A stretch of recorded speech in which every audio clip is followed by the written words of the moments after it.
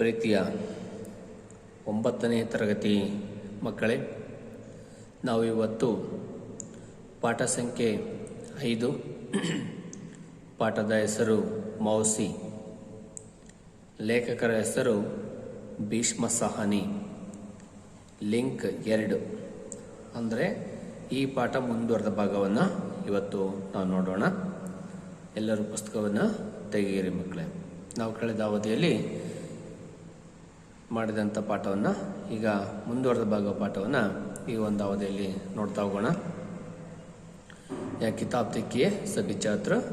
आज की पाठ पढ़ता हूँ। पाठ संख्या 5। पाठ का नाम मौसी, लेखक का नाम भीष्म साहनी जी। मौसी का नाम सुनकर बच्चे बिटक कर खड़े हो गए। बंद दरवाजे की दरर में से जाकर देखा तो मौसी एक कांट पर लेटी थी। उसके बल उलझे हुए और चेहर सूख हुआ था। मौसी को ऐसे स्थिति में देखकर बच्चे को बहुत दुख हुआ और गुस्सा आया। दूसरे दिन बच्चे हॉकी मैच खेलकर लौट रहे थे तो रास्ते में फूल के पास मौसी बैठी नजर आई। उसके पास एक छोटी सी गठारी और लाठी भी थी। मौसी को देखकर सब उसे घेरकर प्रश्न पूछने लगे। तू इतने दिन कहाँ थी मौसी? यहाँ क्यों बैठी हो? एक ने पूछा। मैं यहाँ से जा रही हूँ बेटा, कहते हुए मौसी की आंखें भर आई। तू तो बीमार थी मौसी, तबीयत कैसी है? बलदेव ने पूछा।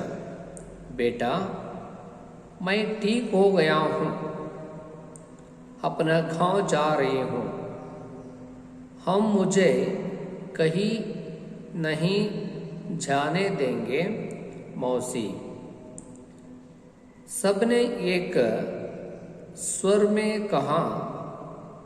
मौसी की आंखें में आंसू छलक उठे।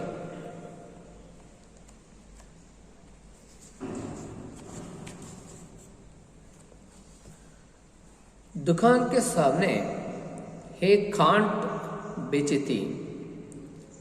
2-3 लड़के भगाकर खांट उठा ले आए।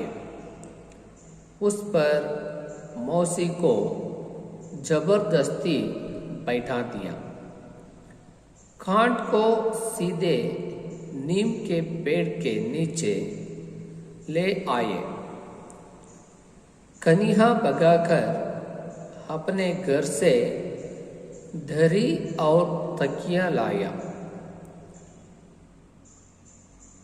उषा थाली में 2 रोटियां लाई। योगराज एक कटोर में दूध लाया। गोपाल घर से लैंप उठा लाया। मुन्नी पीने के लिए पानी लाई। बलदेव के पिता डॉक्टर थे।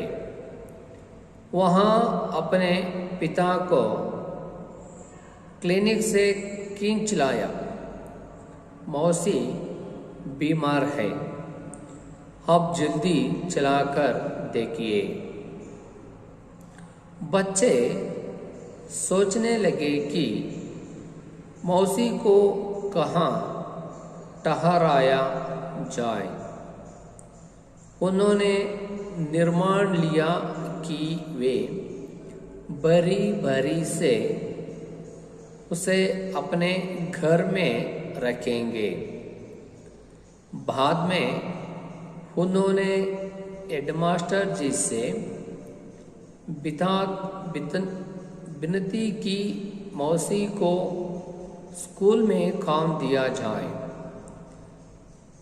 हेडमास्टर जी ने मान लिया और मौसी को रहने के लिए स्कूल में एक कटोरी भी दे थी।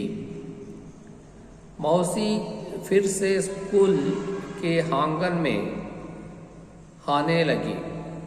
बच्चे उसे घेरे रहते और वह उन्हें कहानियाँ सुनाती। कभी कभी लाठी टेकती हुई मोहल्ले का चक्कर काटती। सभी घरों में झांक उनका कुशल क्षेम पूछती। सांझ ढाले अपनी कटोरी में चली आती और चैन की सांस लेती। इस तरह बच्चों के प्रेम वहाँ स्नेह भाव से मौसी के जीवन में खुशी के दिन लौट आए। ಪ್ರೀತಿಯ 9ನೇ ತರಗತಿ ಮಕ್ಕಳೇ, ನಾವು ಈಗ ಈ ಪಾಠವನ್ನು ಮುಗಿಸಿದ್ದೇವೆ. ಈ ಒಂದು ಪಾಠ ಭಾಗದ ಹಿಂದಿಯ ಒಂದು ಸಾರಾಂಶವನ್ನು ನೋಡ್ತಾ ಹೋಗೋಣ. ನೀವು ಕೂಡ ನೋಡ್ತಾ ಬನ್ನಿ. एक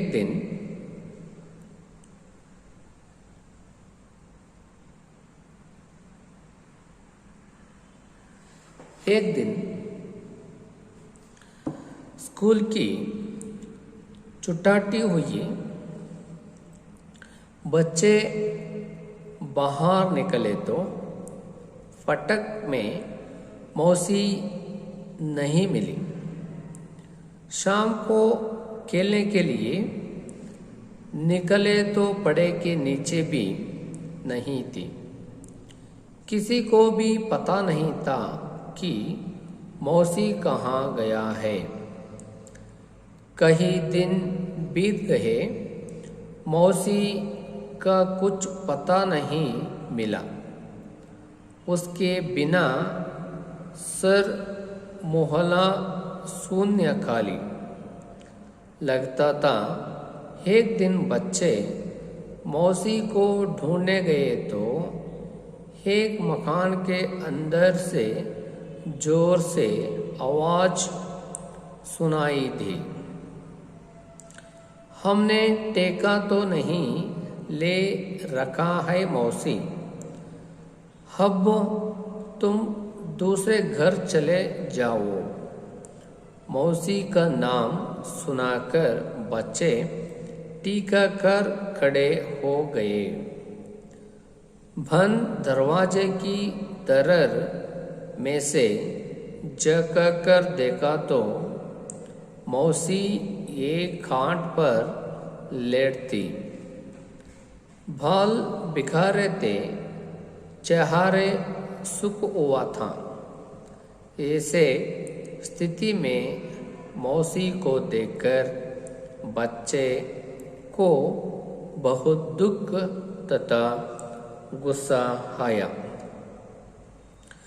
दूसरे दिन बच्चे हॉकी मैच खेलकर लौट रहे थे तो रास्ते में फूल के पास मौसी बैठी नजर आई। मौसी को देखकर सब उसे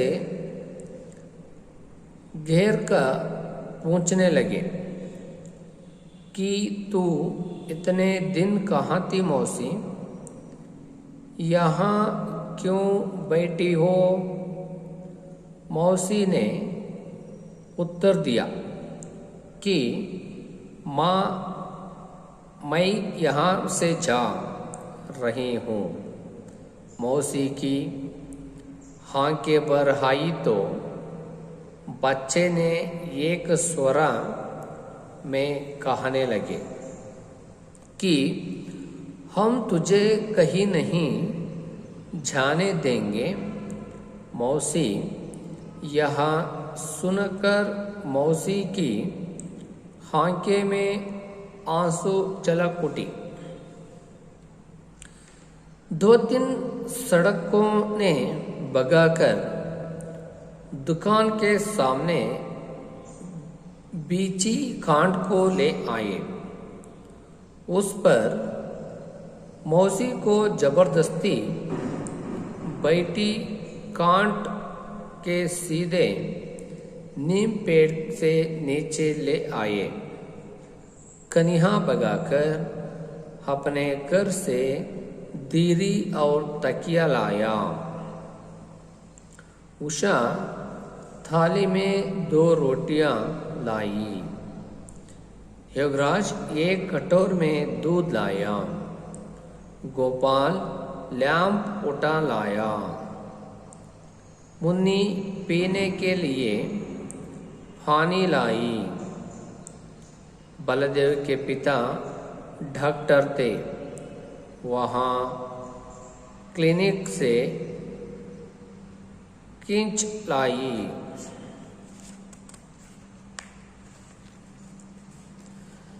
बच्चे सोचने लगे कि मौसी को भरी भरी से अपने घर में रखाने के लिए, लेकिन बाद में हेडमास्टर जी से प्रार्थना की मौसी को स्कूल में काम दिया जाए।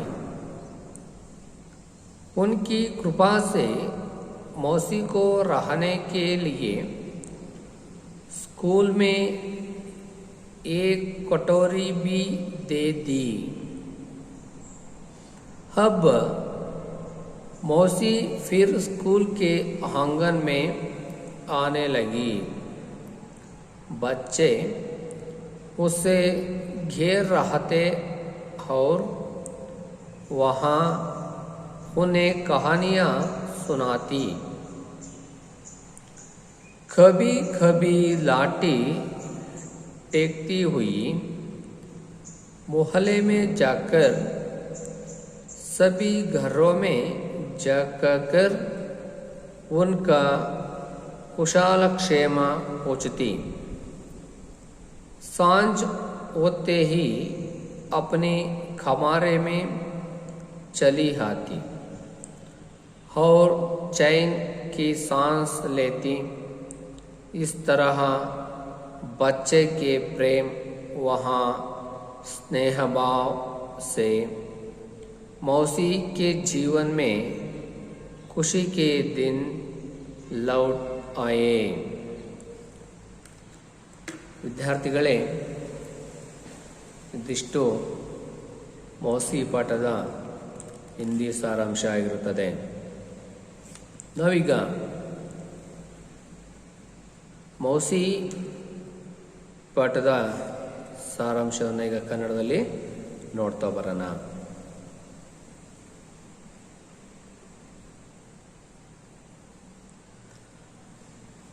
ಮೌಸಿ ಹೆಸರು ಕೇಳುತ್ತಿದ್ದಂತೆಯೇ ಮಕ್ಕಳು ಒಮ್ಮೆಲೇ ನಿಂತು ಬಿಟ್ಟರು. ಮುಚ್ಚಿದ ಬಾಗಿಲ ಸಂದಿಯಿಂದ ಒಳಗೆ ಇಣುಕಿ ನೋಡಿದರು. ಮೌಸಿ ಒಂದು ಮಂಚದ ಮೇಲೆ ಕುಳಿತಿದ್ದಳು. ಅವಳ ಕೂದಲುಗಳು ಸುಕ್ಕುಗಟ್ಟಿದ್ದವು ಮತ್ತು ಮುಖವು ಬಾಡಿ ಹೋಗಿತ್ತು. ಮೌಸಿಯ ಈ ಸ್ಥಿತಿಯನ್ನು ನೋಡಿ ಮಕ್ಕಳಿಗೆ ಬಹಳ ದುಃಖವಾಯಿತು ಮತ್ತು ಕೋಪವು ಉಕ್ಕೇರಿತು. ಮರುದಿನ ಮಕ್ಕಳು ಹಾಕಿ ಪಂದ್ಯವನ್ನು ಮುಗಿಸಿ ಹಿಂದಿರುಗುತ್ತಿದ್ದರು.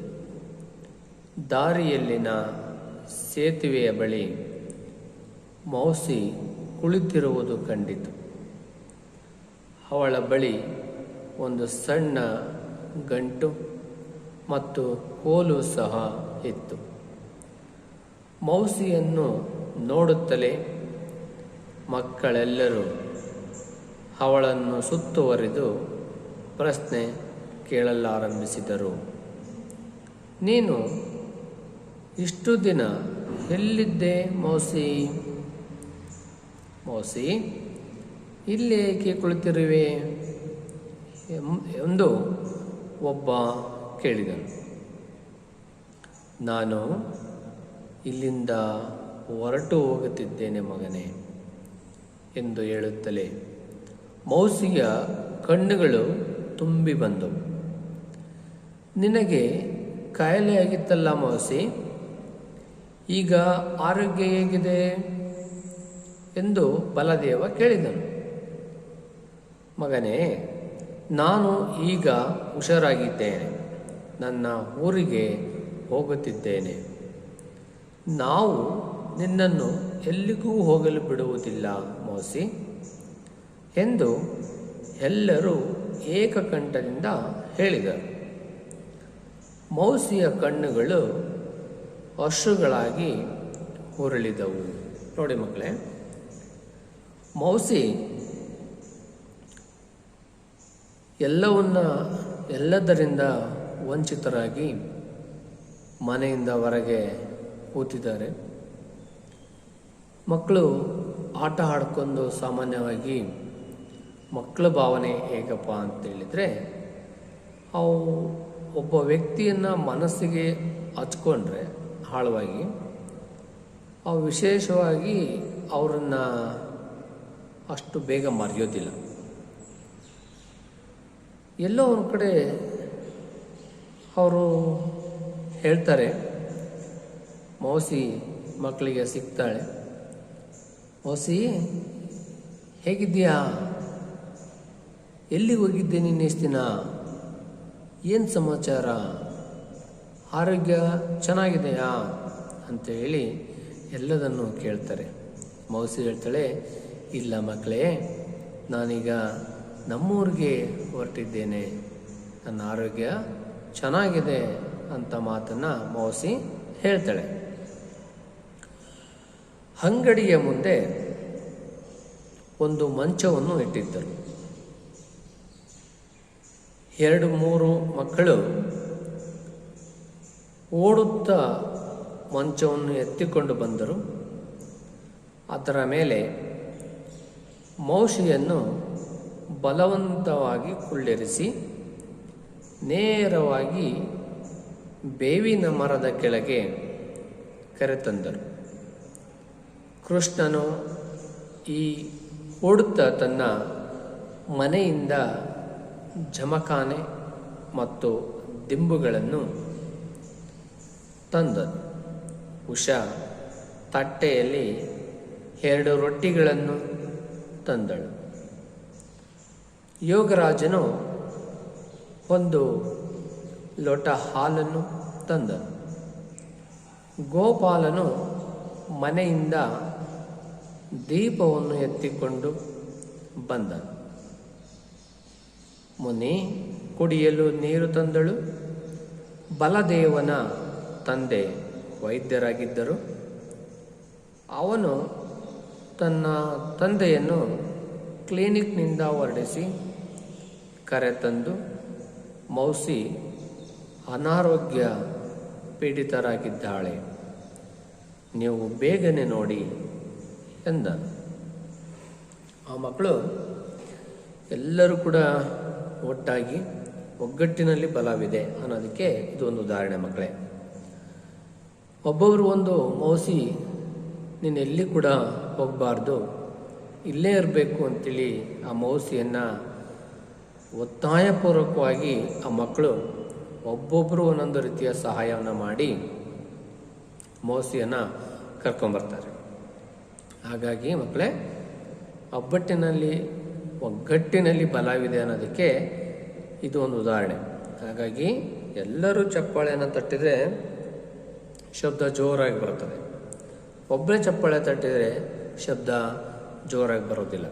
ಆ ಕಾರಣದಿಂದ ನಾವೆಲ್ಲರೂ ಕೂಡ ಒಗ್ಗಟ್ಟಾಗಿರಬೇಕು, ಮಾನವೀಯತೆಯನ್ನು ಬೆಳೆಸ್ಕೋಬೇಕು, ಜೊತೆಗೆ ಪ್ರೀತಿ ವಿಶ್ವಾಸವನ್ನು ಬೆಳೆಸ್ಕೋಬೇಕು. ಹೀಗಾಗಿ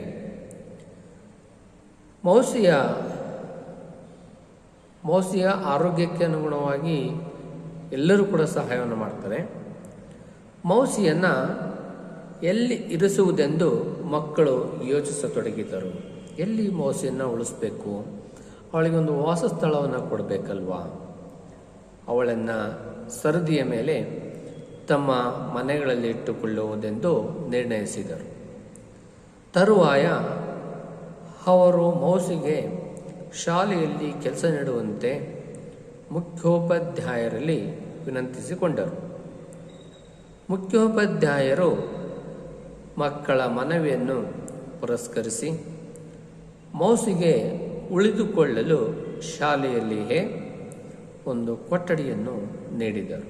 ನೋಡಿ, ಎಲ್ಲ ಮಕ್ಕಳ ಒಂದು ಒತ್ತಡಕ್ಕೆ ಮತ್ತು ಆ ಮಕ್ಕಳ ಪ್ರೀತಿಗೆ ಆ ಶಾಲೆಯ ಮುಖ್ಯೋಪಾಧ್ಯಾಯರು ಮೌಸಿಯ ವಸತಿಗಾಗಿ ಒಂದು ಕೊಠಡಿಯನ್ನು ಬಿಟ್ಟುಕೊಟ್ಟು, ಜೊತೆಗೆ ಮೌಸಿಯ ಜೀವನೋಪಾಯಕ್ಕೆ ಆ ಶಾಲೆಯಲ್ಲಿ ಒಂದು ಕೆಲಸವನ್ನು ಕೂಡ ಆ ಮುಖ್ಯೋಪಾಧ್ಯಾಯರು ನೀಡಿದರು. ಹಾಗೆಯೇ ಮೌಸಿ ಮತ್ತೆ ಶಾಲೆಯ ಆವರಣಕ್ಕೆ ಬರತೊಡಗಿದಳು. ಮಕ್ಕಳು ಅವಳನ್ನು ಸುತ್ತುವರೆಯತೊಡಗಿದರು. ಈಗಲೂ ಮೌಸಿಯು ಆಗಾಗ ತನ್ನ ಊರುಗೋಲನ್ನು ಹಿಡಿದು ಮೋಹಲಾಲ್ನಲ್ಲಿ ಸುತ್ತಾಡುತ್ತಾಳೆ. ಎಲ್ಲ ಮನೆಗಳಲ್ಲೂ ಇಣುಕಿ ಮನೆಯವರ ಕ್ಷೇಮ ಸಮಾಚಾರಗಳನ್ನು ಕೇಳುತ್ತಾಳೆ. ಸಂಜೆಯಾಗುತ್ತಲೇ ತನ್ನ ಕೊಠಡಿಗೆ ಹಿಂದಿರುಗುತ್ತಾಳೆ. ಸಮಾಧಾನದ ನಿಟ್ಟುಸಿರು ಬಿಡುತ್ತಾಳೆ. ಈ ರೀತಿಯ ಮಕ್ಕಳ ಪ್ರೀತಿ ಸ್ನೇಹ ಭಾವಗಳಿಂದ ಮೌಸಿಯ ಜೀವನದಲ್ಲಿ ಸಂತೋಷದ ದಿನಗಳು ಬಂದವು.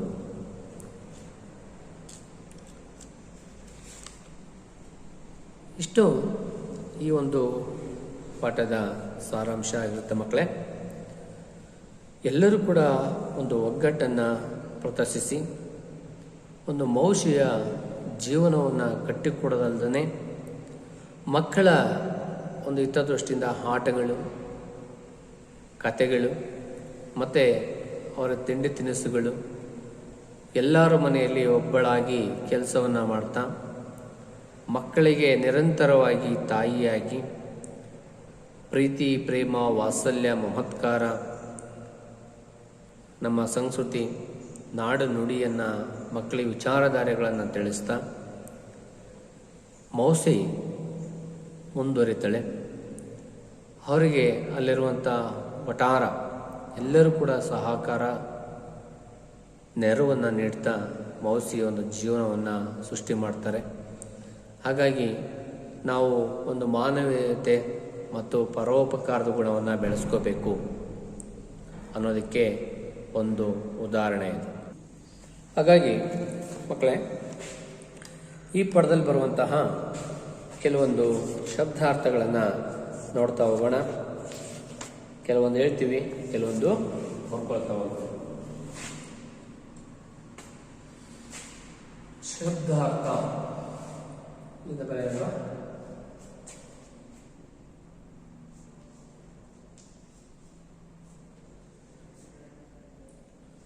ಶಬ್ದಾರ್ಥ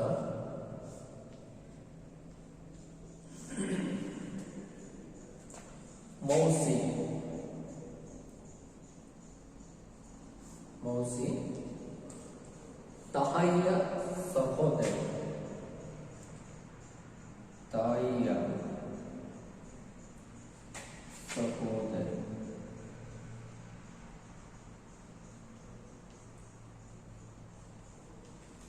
ಸಹೋದರ. ಖಾಂಡ್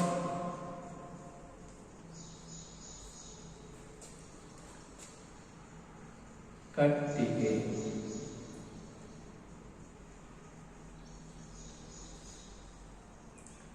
ರೋಜ್ ಪ್ರತಿದಿನ.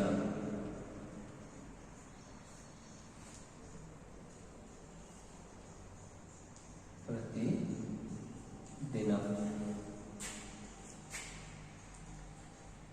ಟಿಕಿಯಾ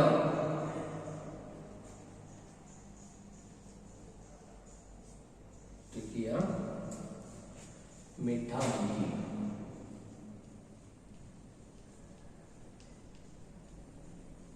मिठाई.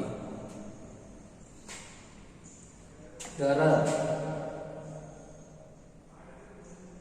दरारा. संदू.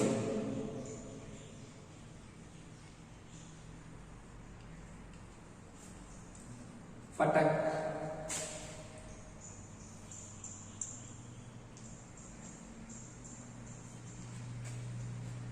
बागिलु. फटक बागिलु. खान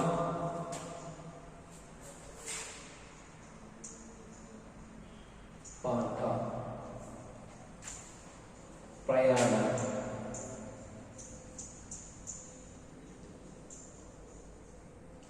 प्रयाण.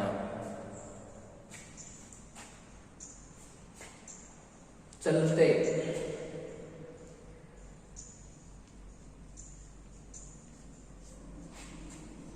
मंच.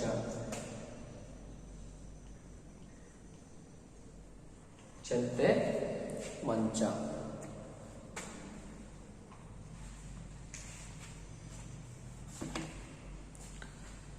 तहसील ಒಮ್ಮೆಲೆ ಅಥವಾ ನಿಲ್ಲು.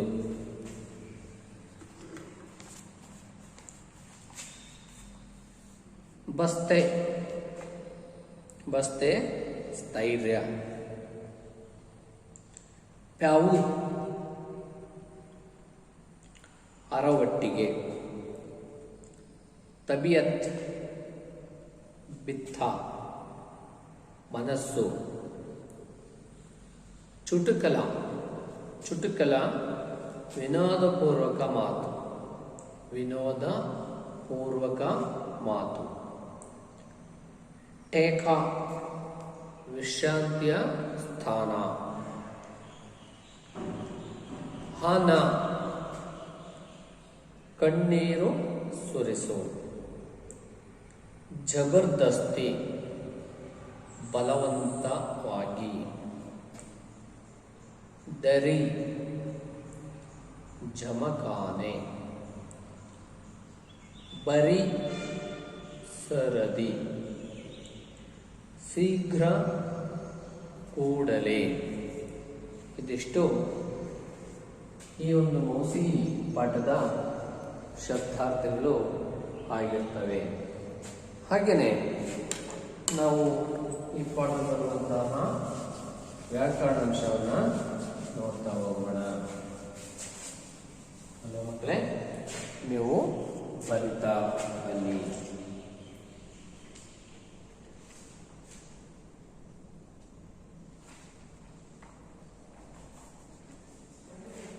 ನೆಕ್ಸ್ಟ್ ವಿಲೋಮ ಶಬ್ದ.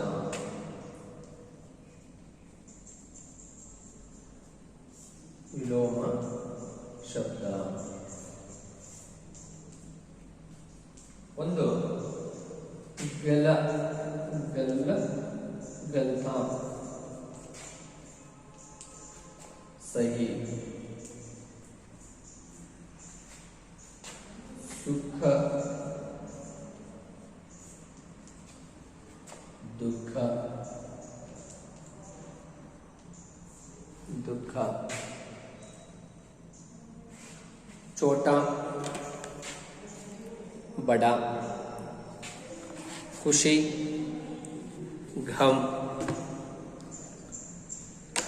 ಇವಿಷ್ಟು ಈ ಪಾಠದಲ್ಲಿ ಬರುವಂತಹ ವಿಲೋಮ ಶಬ್ದಗಳು. ಆತ್ಮೀಯ 9ನೇ ತರಗತಿ ಮಕ್ಕಳೇ, ಈ ಪಾಠವನ್ನು ಅಭ್ಯಾಸ ಮಾಡಿಕೊಂಡು ಮತ್ತು ಓದಿಕೊಂಡು ನಾಳೆ ಶಾಲೆಗೆ ಬರುವಾಗ ಬಂದು ಇಲ್ಲಿ ವಾಚನವನ್ನು ಮಾಡಬೇಕು.